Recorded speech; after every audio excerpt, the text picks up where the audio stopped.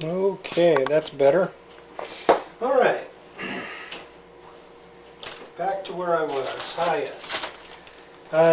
Got a pencil and a pen and a notepad. And that's about it in this one.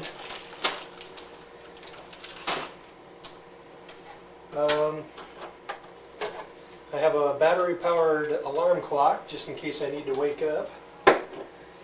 If there's like a big earthquake and all the buildings have crashed down, chances are I'll be able to get to my car. Then we have a cool item. It's a sort of a space blanket. It's got a reflective inside, like so, but it's got a composite plastic tarp on the outside, and there's like composite because it's got cloth layered over it so it doesn't rip. In fact, that's what I'm using to block the light of this window. And it's got little ringlets that you can string some, run some cord through, and you can make a shelter out of it. So this is pretty cool. This, along with your sweater and the wool blanket, would probably keep you from freezing overnight, depending on how cold it was. Okay. I keep a password-protected USB key drive with an encrypted RAR file. It might, I guess it's like, that might be like beating a dead horse, but it's encrypted twice.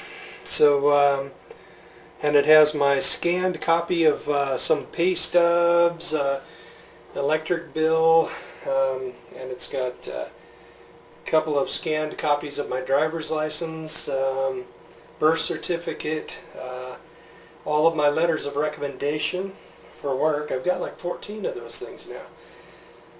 If you're like anybody out there is new as far as younger in the workforce, whenever you leave a job or whenever one of your bosses leave, always try to get a letter of recommendation, because those things are like gold when you're applying for jobs.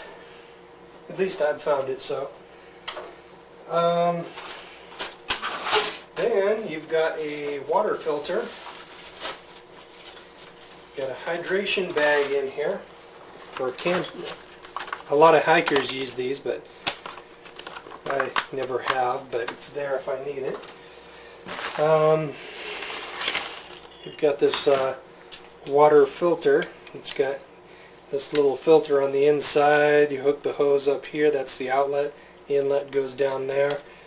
Then you got hoses for it and little floats and all that good stuff. So if there's this, like, if you needed to get water out of like a river or something, we've got a lot of them around where I live. But you could like use this water filter to make it a little safer to drink.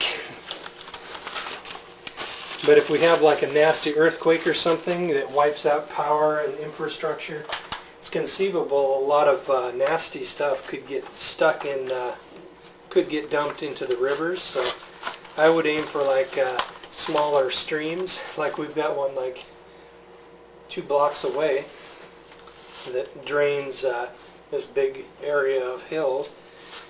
Kind of lucky in this condo complex. We've got a natural spring over in the corner of the property.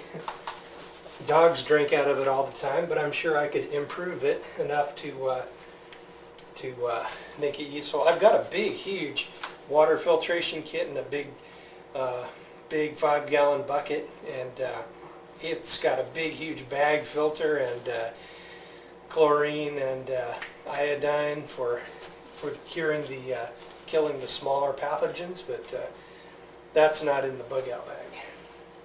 So, lighter. This is like a smaller survival or emergency kit that I bought it. I'm not sure where, but it's got a waterproof bag in it. Well, mostly waterproof. It rolls over a few times and you can open it. It's been a long time since I've opened this thing up. I've had something like a bug out bag for like a couple of years now. I generally keep it in my car. Emergency poncho, 4 emergency candles, Another notepad. Light sticks. Sort of a fluorescent looking orange tape. Matches. Plastic mirror. Fire starting tinder stuff.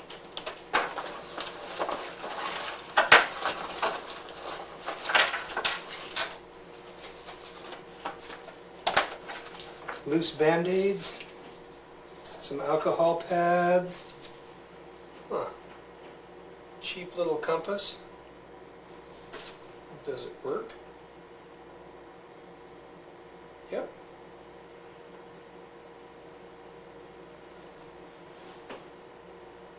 Yeah, fairly well. I wouldn't want to trust it, but just in case I'll leave it in. Some nylon cord, some sewing, some fishing line, some snare wire, and a space blanket that I used and then folded back up, then a survival gap. So let's see, yeah, that's about it in this survival kit. So if anybody has any other ideas,